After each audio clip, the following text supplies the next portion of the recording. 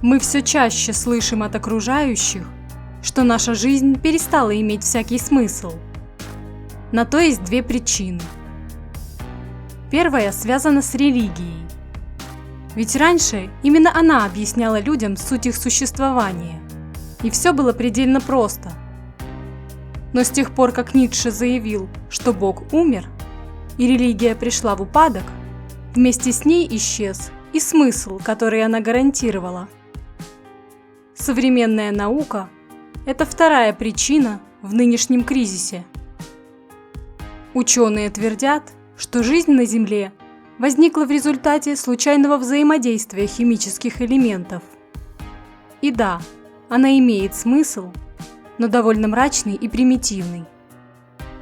Что единственный смысл существования всех живых существ, начиная от простейших амеб и заканчивая людьми, это выживание и распространение своего генетического материала. Разумеется, это звучит очень правдиво, но в то же время лишь вгоняет нас в меланхолию и лишает радости. Например, когда мы состоим в отношениях, то замечаем, что интенсивность чувств, которые мы испытывали в начале, давно поутихла. Мы перестаем говорить со своим любимым человеком обо всем действительно значимом для нас. Не делимся своими мыслями и идеями, потому что теперь нам все это кажется неважным и бессмысленным.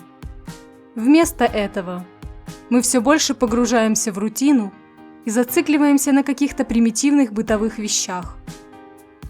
Или, к примеру, в общении с друзьями. Мы с годами замечаем, что во время встреч наши разговоры становятся все более поверхностными и тривиальными.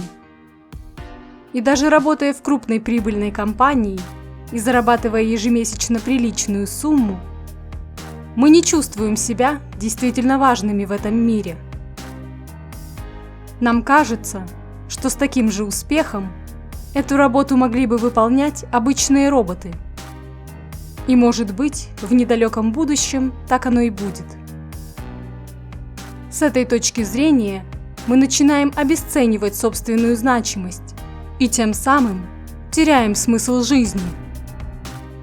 А чтобы снова обрести его, многие люди обращаются к священным книгам, звездам или ищут ее в последовательности ДНК. Они записываются на курсы, чтобы понять, кто они и чего хотят, считая, что чтение книг и посещение лекций прольет свет на их понимание собственной жизни.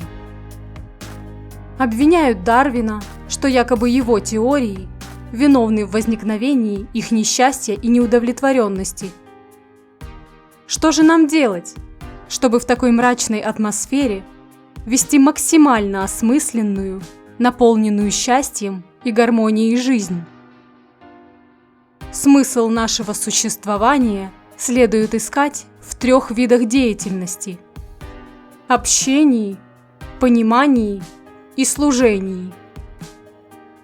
Рассмотрим для начала общение.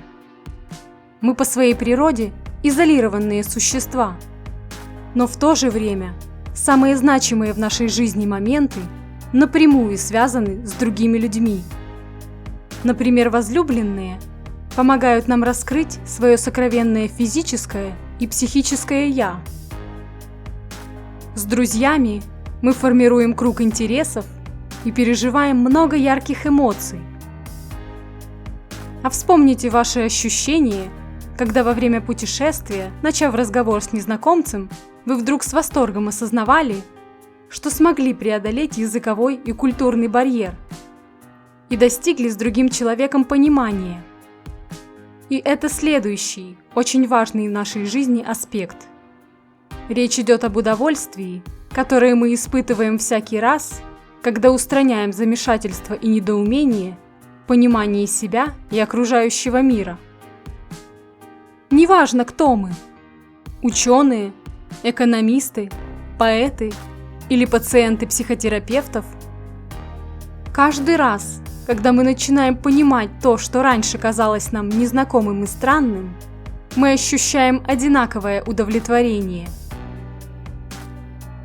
Третий вид деятельности – это служение.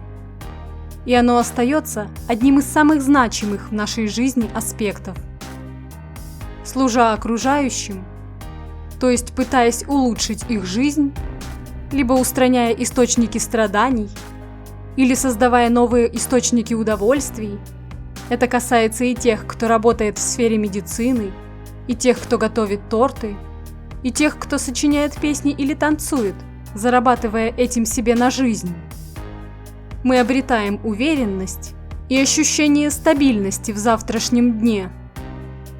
Мы считаем, что человек – это эгоистичное по своей природе существо. Но тем не менее, мы испытываем удовлетворение от жизни только когда берем под контроль свое эго и ставим себя на службу другим людям. Следует добавить, что значимыми в служении окружающим мы начинаем чувствовать себя только тогда, когда наша деятельность согласовывается с нашими собственными искренними интересами. То есть, чтобы найти наш собственный путь к служению, для начала нам нужно хорошо узнать и понять себя. Итак, чтобы обрести смысл жизни, мы должны стремиться к процветанию через общение, понимание и служение. Вооружитесь этой идеей, чтобы найти свой собственный уникальный жизненный путь, то, что станет по-особенному значимым для вас, за что вы захотите бороться и достигнуть, несмотря ни на что, и что будет помогать вам каждое утро вставать из постели в предвкушении нового, удивительного дня.